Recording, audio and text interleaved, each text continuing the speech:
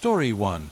This story isn't one of mine, but it was told to me by my parents. One of my sisters and I all own houses within a mile of each other in a very ritzy gated community in Orange County, California. It's called Codo de Caza. We always visit each other, especially when we have a problem or need help with something. I grew up in this community, and violent crime is something that's virtually non-existent. If it does exist, they typically is domestic violence within a household. I'm now 32 and my parents are in their mid-60s. While growing up, my parents made sure every door and window was locked, like doing so was some sort of religion.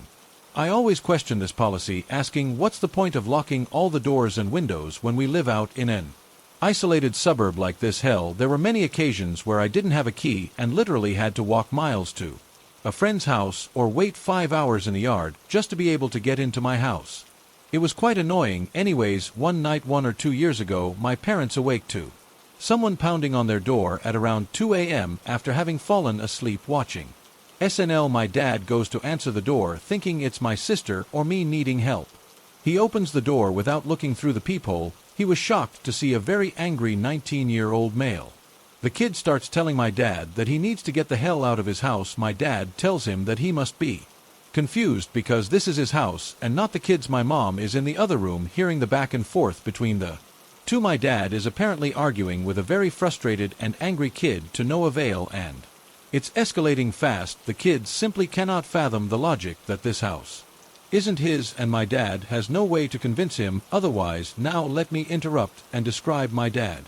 Here, he's been an engineer his whole life. He may look old and nerdy, but he's always fixing cars, houses, electrical issues, building furniture, doing the yard work and such. He's actually still much stronger than me, as evident whenever we work on cars together. So after about 5 minutes of circular logic, the kid, in a fit of rage, decides to barge his way into the house. Then my dad gets into a scuffle with him. My dad is punching, pushing, and kicking the kid and taking many blows himself. Finally, he was able to push the kid outside and close and lock the door. This is when the kid goes nuts. He decides to go around the entire house, pounding and banging on every door and window. My parents are scared shitless and are terrified that he's going to break through a window or bust down a door because he's pounding so hard. This is the time my parents decide to pick up the phone and call the cops. While waiting for the cops to get there, my parents are completely defenseless, having no gun or weapon to protect themselves if this kid is able to break in. My mom is terrified because they could never tell where he was going to start banging and kicking next. She described how she was amazed the windows weren't breaking because the kid was hitting them with extreme force. The cops finally get there. They find the kid in the backyard banging on one of the back doors, and they have to tase the kid to get him to stop and put him in restraints. After a while, they were able to figure out what happened. The camp was extremely high on bath salts. The kid's older brother was supposed to be house sitting for the neighbor next door, but the older brother decided to pawn it off on his 19-year-old brother, who proceeded to throw a party at the house that was supposed to be watched. At some point, he left the house and was so high on bath salts he got confused on what house he was supposed to be house sitting. My dad was bleeding in several places. It was pretty bruised elsewhere. The cops asked if he wanted to press felony charges, but my parents said they were afraid to ruin the kid's life over an incident related to drugs. I thought they were being a bit too nice in this situation, but I guess it's their choice. My family doesn't talk very much about their emotions. Apparently, the realization that you cannot guarantee the safety of your home, even with religiously locked doors and windows in a gated community, was quite upsetting to them. The psychological after effects of this ordeal are pretty apparent as they're coming out in other ways. For example, my parents installed a very expensive high-tech security system within a week or two of the event, and I could tell they were rattled by this event for a while, but they just didn't want to admit the fact that the situation could have been a lot worse had my dad been traveling for work or not able to overtake the high kid. Oh yeah, another interesting fact of this story is that the kid who attacked my parents and his brother lived with their parents directly behind me, about a mile away from my parents' house and the house they were supposed to be sitting. Story 2. A 23-year-old male was driving home from a late-night shift at work when my car ran out of gas. I was in the middle of nowhere with no cell phone reception, and there were no other cars inside. The only thing around was the sketchy gas station of a hat, and I knew I had no choice but to go there for help. As I walked into the gas station, I immediately felt a sense of unease. The storm was dimly lit, and the air was thick with the smell of gasoline. The only person inside was an old man behind the counter who looked up at me. With cold piercing eyes, "Can I help you?" he asked in a gravelly voice. "Yeah, my car ran out of gas," I replied, trying to keep my voice steady. "Do you have a gas can or something I could use?" The old man nodded and disappeared into the back room, leaving me alone in the store. I looked around, feeling increasingly nervous. The shelves were stocked with dusty, outdated products, and there was a strange, eerie feeling in the air. As I waited for the old man to return, I heard a faint sound coming from the back room. It sounded like someone whispering. I couldn't make out what they were saying. Suddenly, the old man emerged from the back room, holding a gas can in his gnarled hands. He handed it to me, and I quickly filled it up with gas when the pump outside. But as I turned to leave, the old man grabbed my arm and looked at me with his cold, piercing eyes. "You gotta be careful out there," he said in a low voice. "There's something in these woods that ain't right. Something that'll get you if you're not careful." And I tried to shake off his grip and make a run for it, but he held on tight. "You'll need this," he said, shoving a rusty old knife into my hand protection. I bolted out of the gas station feeling like something was following me. As I got into my car and drove away, I could hear strange noises coming from the woods around me. It sounded like someone was scratching at the windows. Trying to get in, I drove as fast as I could, trying to put as much distance between me and that creepy gas station as possible. And as I looked back in my rear-view mirror, I saw something moving in the darkness behind me, something that looked like a person but wasn't quite human. I never went back to that gas station again, and I never forgot that eerie feeling that it crept over me that night. Story 3. So about 2 years ago, I was 14 and was home with my mom. It was just us two now. My mom at the time was addicted to drugs and alcohol and was in an essentially drug-induced coma. Nothing could wake her up. I decided to take a bath while she slept. My bathroom door was locked and the house was silent. I'd only been in the bath about half an hour before I heard my front door open. I assumed it was my eldest sister coming back from work, as no one else would just walk in, but I wanted to be sure, so I texted her immediately. I got a worried text saying that, "No, I'm not home. Why was someone there?" I froze. I could hear footsteps now. Our house was small, the story, and the front door to the bathroom door was only a small living room. I heard a weird scraping noise coming up the hallway to the bathroom. I heard the scraping stop outside of the bathroom door, and then someone grabbed the doorknob and kept turning it very slowly side to side for about a minute. The entire time, I was silent, frozen still, and shaking like a leaf. I wanted to call my mom and ask if it was her, but I didn't want whoever it was to hear the sound and get to my mom. After a while, I didn't hear anything. I stayed in the bath, but what I think was an hour, until I heard the front door open and click shut softly. I still stayed in the bath long after the water had gone cold, until I heard my sister come in and yell if I was here and if I was okay and why the door was unlocked. I got out of the bath and heard her gasp before I'd come out, but when I did, I swear my blood went cold. There was a line spanning the wall of the hallway there. The paint had been cut like someone had trailed something sharp along the wall. Currently, the theory is that the scraping noise I heard was someone trailing a knife on the wall. Story 4. And I still feel sick to my stomach, and I'm honestly so freaked out right now. I have every light in the house on. Anyway, here it goes.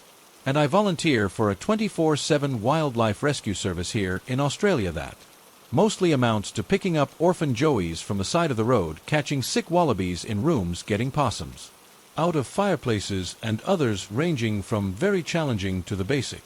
Now I don't drive, so I only do rescues in my area or in the relative nearby suburbs. I live a block away from a wildlife reserve that has a problem with toxoplasmosis, a parasite that is basically deadly to most macropods. That's animals with pouches or marsupials. So when there was a call out at 9 p.m. in the reserve right next to me for a medium-sized wallaby with toxo, I had been bored all day on my day off and went, hell, why not? I got my rescue tub, which contains my essentials, and went on my way. The couple that called in the room were at the entrance of the trail, and they told me where it was. I knew them. Our dogs like to play together, and I was easily able to understand what part of the track they were talking about, and I trust them. They offered to come with me, but it was cold and late, and I didn't want to stress the little guy out by having so many people around it, so I politely said no and that I got This my area is very safe, and I've had no problems walking out late at night or in the dark, so I walked the 30 minutes uphill into the reserve and found the poor wallaby. He was so lethargic he didn't bother to move when I went right up to him. Now he was a very large wallaby, definitely not a medium, and probably weighed around 45 kilograms more than half my own body weight. I normally wouldn't do these rescues because I know it pushes my physical capabilities, so I gently maneuver him into the sack I had in the tub.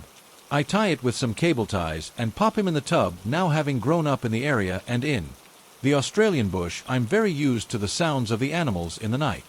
The scratching movements, hissing, growling, all that stuff, and since I had my head torch on the entire time so I could see where my feet were going, I was fine. You develop a sixth sense of sorts. I knew this sound so well. That was a nighttime bush tour guide a few years ago before I got sick, and when I get a hair-raising feeling on the back of my neck, I know something isn't right. And it sure is sure that every hair on my body seemed to stand on end.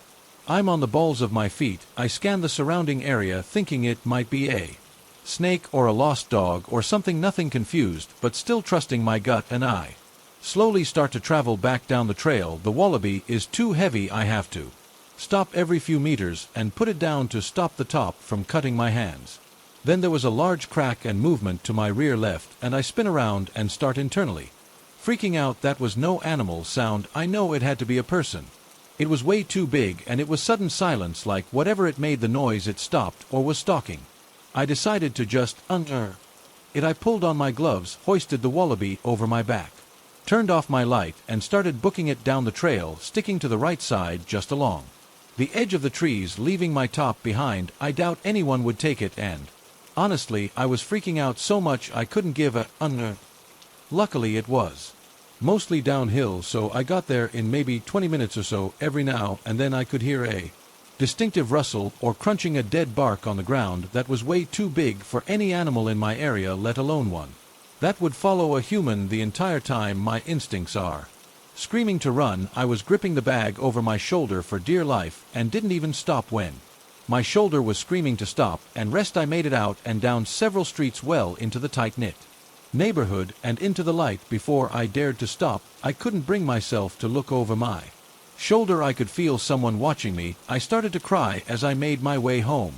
Only a few streets away, I told my mom, and she looked very worried and lightly scolded me for going out like that, even though we have both done this kind of thing before. I called up my best friend and she came over for the night, and the next day she came with me to try and find my rescue tub. This morning another rescuer came to take the sick route to the vet, and me and Risa went back up to the bush.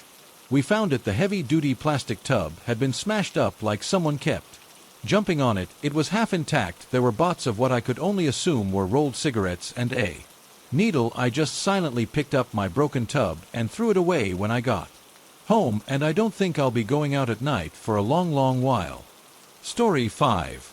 So I used to work in a museum that closed fairly late during the summer. We'd be open till 10 p.m. and living in the capital city, I unfortunately had to always pass very crowded places in order to get home. This happened when I stopped to get some food in a restaurant near a shopping center on my way home.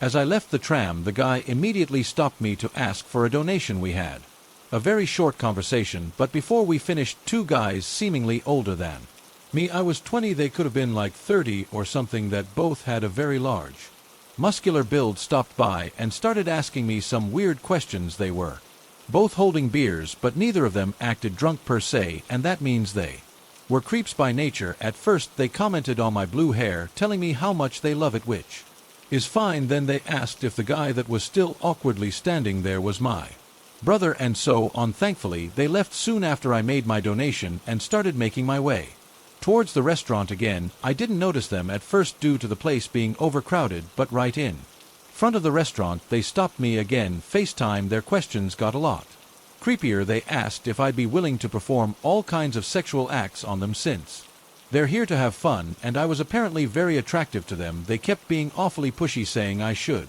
do stuff to one of them right on the spot. I tried to walk away, but they just blocked my path. Then they asked for my number, me being anxious and hoping they'll just let me go if I obey. I gave it to them, and indeed they let me pass. As soon as I entered the restaurant, I started getting spam called, so I immediately blocked their numbers. I messaged my boyfriend asking him to pick me up. I don't think I've ever felt that scared.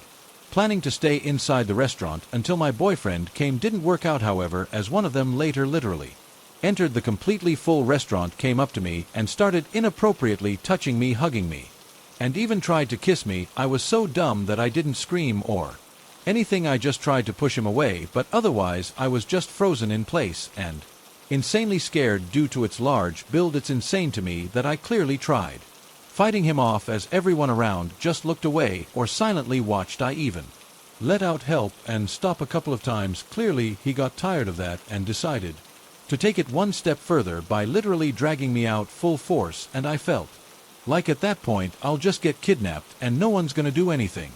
Thankfully, after all that time, a group of girls I'd never met before entered the restaurant and said something along the lines of having me go because we all have plans for the evening together, and thank God he just let go and left without a word. It baffles me that I could have gotten kidnapped or God knows what else in the middle of a place completely full of people, and needless to say I hugged those girls like I've never hugged anyone before, and I left them only like half an hour later when my boyfriend finally came. I left my job and never returned to that place, being awfully paranoid even now 2 years later.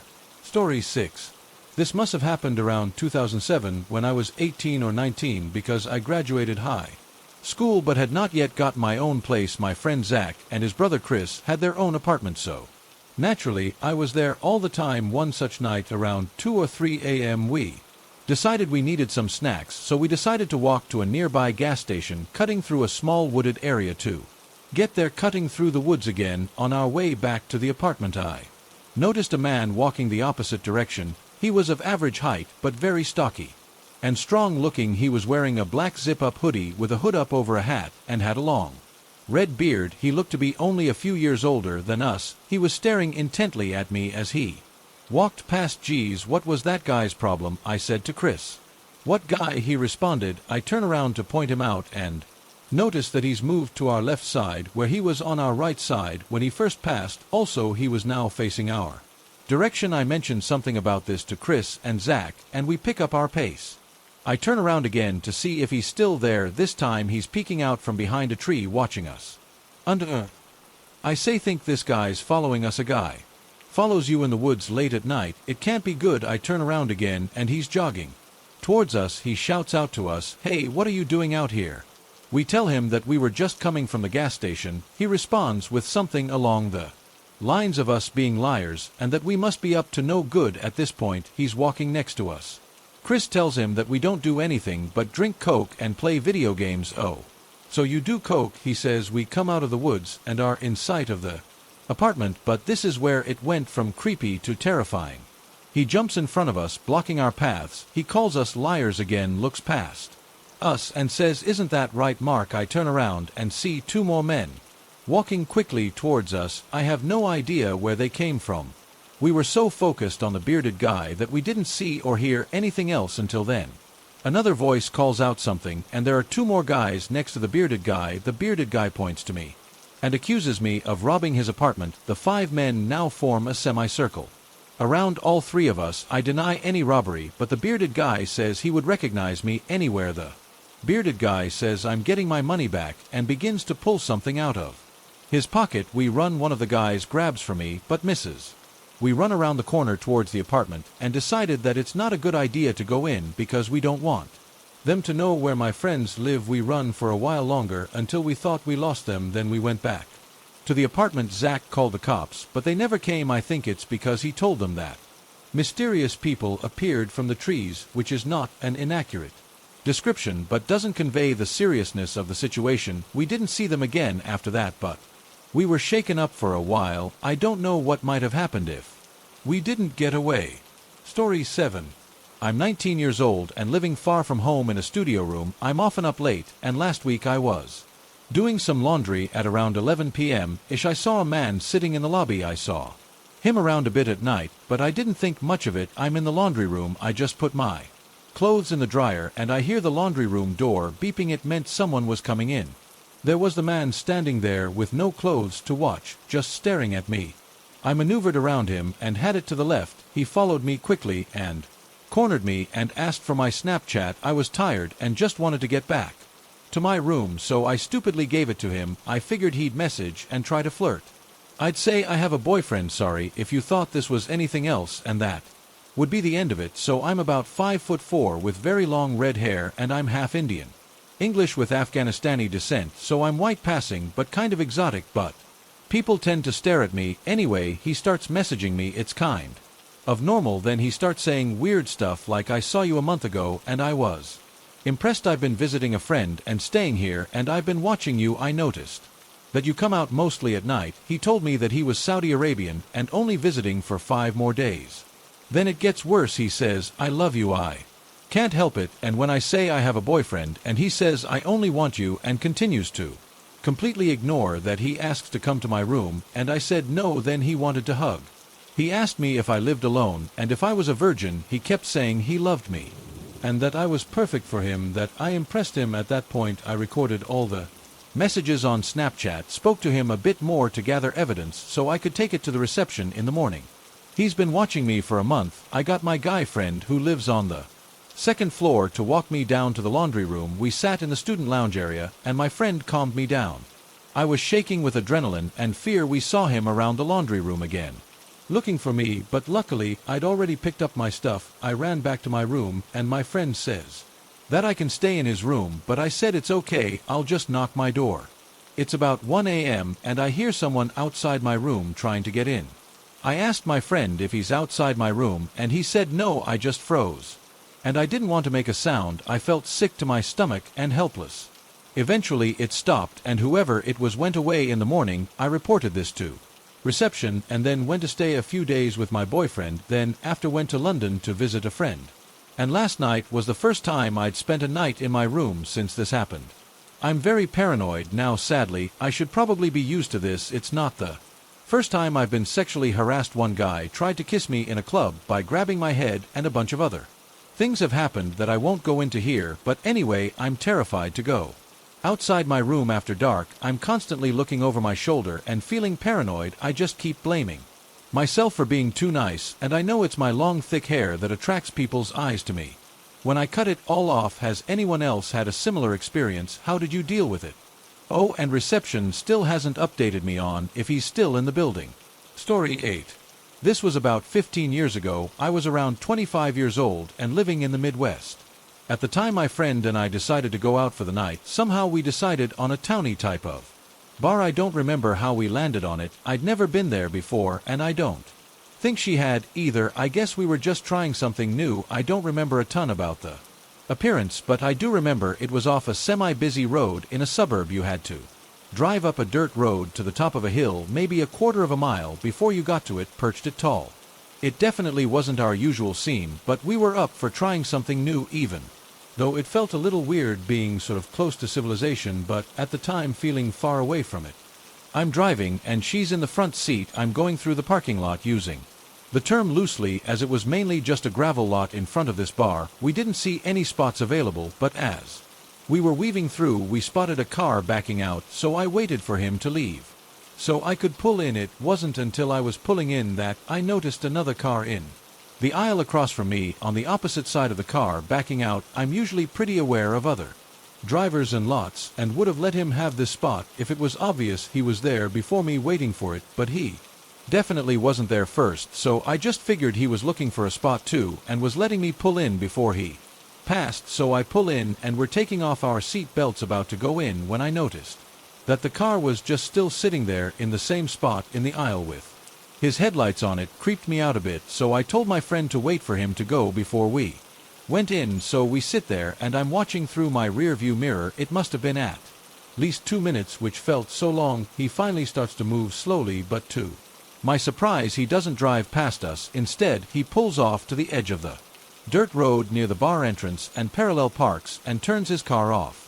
He's probably about 100 feet behind my car. Okay, I thought he's just gonna make his own parking spot. That's fine. I tell my friend I still want to wait for him to go in first because I'm afraid he's going to keep my car or something, because he's upset I took the last spot. So we continue to wait about 5 minutes or so and no one is getting out of his car. By that point I was thoroughly creeped out and told her let's just forget this.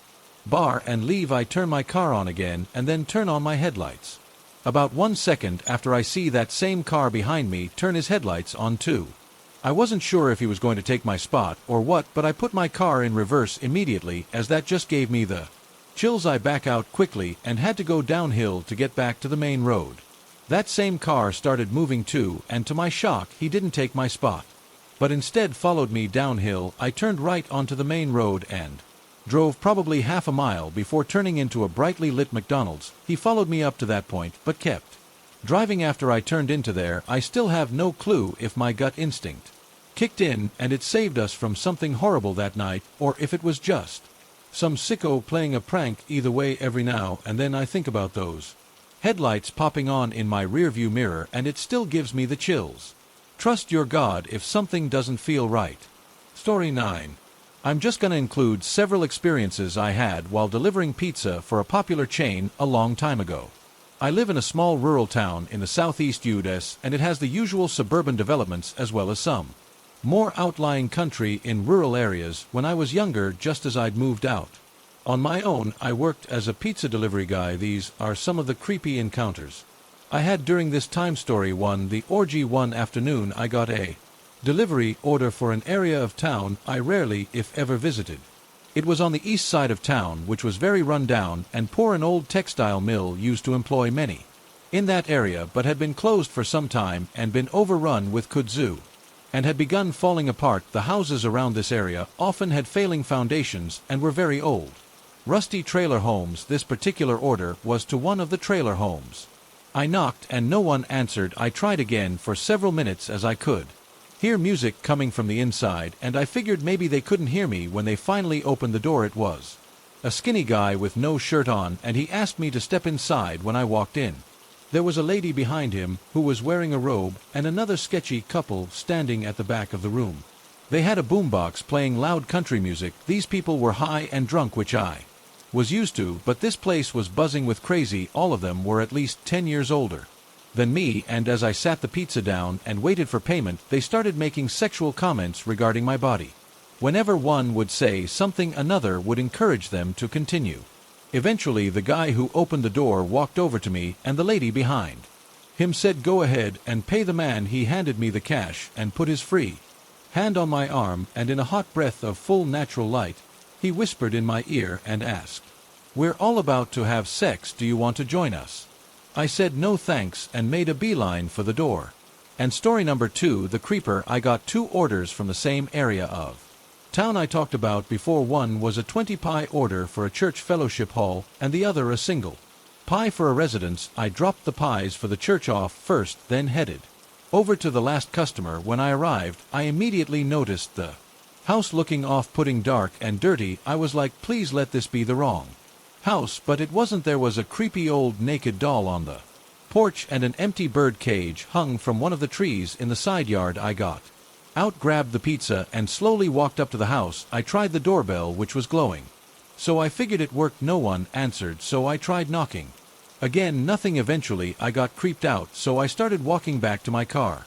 Halfway to my car, I heard and turned around to see an old man with wild and unkempt hair literally peeking his head out from the back of the house. It was getting dark out, and my patience was draining, so I was not in the mood for someone playing games, but I simply said, "Did you order this pizza?" and waited for him to answer, but he ducked back out of sight. I started to just turn to leave, but then he peeked out again. I said, "Sir, is this your pizza or not?" And finally, he emerges. He walks up to me carrying a shovel of all things. He said, "Yeah man, sorry, I'm just messing. I don't mean nothing by it," to which I just responded with the total and held the pizza out. Luckily, that was the end of the transaction, and I was able to get out of there. I worked the same job for a few years and had plenty more weird experiences, but I then moved on to find something better and safer. If you were delivering items to people at their homes, stay safe and never go inside their house. Story 10.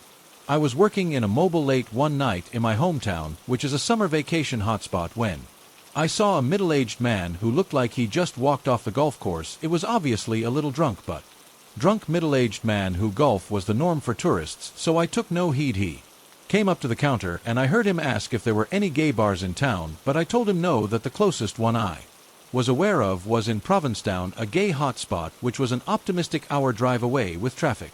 He then asked me if I was interested in fooling around with them. I replied no, and in an attempt to soften the rejection, I joked I don't think my girlfriend would be too happy about that, which seemed to excite the guy as he redoubled his efforts. His big pitch was that he had an especially nice van that we could pull into the garage bay to use. Granted, it looked like a nice van, but it didn't sway my stance. After another 5 minutes he seemed to resign to his fate, and he left the store. I thought we were done, and I went back to reading. Half an hour later I hear a car start up and leave the lot. I didn't realize he just stayed in his van and was waiting for me. I figured, creepy, but whatever, he's gone, so I put it out of my mind. A couple hours after that I was closing up shop. I had to go out on a ladder to change the prices on the sign for the next day. The town is deserted at this point, and all the lights of the station were off save a couple in the garage. While I'm up on the ladder, the same van screeches back into the lot. I'm up on a ladder in the dark alone, not really thrilled about this development. He hopped out and hollered, "I forgot to pay you." I figured that I'd given him smokes or something and just forgot to charge him as I was rejecting his advances, so I asked him for what. He replied, "I forgot to try and pay you." For a good time I paused. He yelled $250. It occurred to me that I could probably just take the guy's money and run, but I correctly assessed that that would be really stupid, so I yelled, "Unsir, man, no means no." Still on the ladder, he yelled, "Jesus Christ, fine," and peeled out. I never saw him again, thankfully. Story 11. I'm a travel RN. I did a stint in Warren, Pennsylvania. I worked on a cardiac floor, but got pulled down to the CCU, and the patient kept saying she saw a dark figure in her room standing behind the door and staring at her from the corner. I assured her no one was there, that she was probably dreaming, and she said, I told her, "Well, next time you see them, ring your bell." About an hour goes by, and I hear her yell, and then her belt comes on. I walk to the next room, and right before I get there, I hear the bathroom door shut, thinking the patient is in the bathroom. And I walk in, and she's in bed, and she looks at me and calmly says she's in the bathroom. I open the door. No one is there. Odd, but I still didn't think much of it. The patient wasn't confused or on any mind-altering medication. She insisted a nurse kept coming in and just standing there in the dark and staring at her. It was literally just me and another nurse working this small 6-bed unit. I thought it was weird, but forgot all about it. Then a few months later I get pulled down to that unit again. In the middle of the night, that new patient in the same room rings his bell. I go in, and he says, "What's up with this nurse that keeps coming in and just standing there? Who is she?" My heart's sack and started pounding. It was the same rule, same story, months apart. It was insane. I got to talking to the other nurses, and they said that unit is definitely haunted. Story 12. I've been waiting for a place to share this story. While I was in high school, I worked for a catering company / banquet hall, so my hours usually started anywhere from 4 to 7 and ended from 11 to 2. So one day I was there pretty late, resetting a room for a wedding we were having the next day, and someone had told me to go upstairs and get some chairs from the room that hosted the wedding that night. So when I got to the room, I noticed that there were still people in there chatting it up and having a good time. I was told the wedding ended an hour ago, but I thought nothing of it and got some chairs and brought them down. When I brought the chairs down, I told someone that there were still guests there, and that if we need anything else from that room, we should wait until they leave. The person I told said that he was up in that room just moments ago and didn't remember seeing anyone up there, so I brought him up there, and sure enough, the room was empty and looked like it had been for hours. It's easily the creepiest thing that's ever happened to me. Story 13.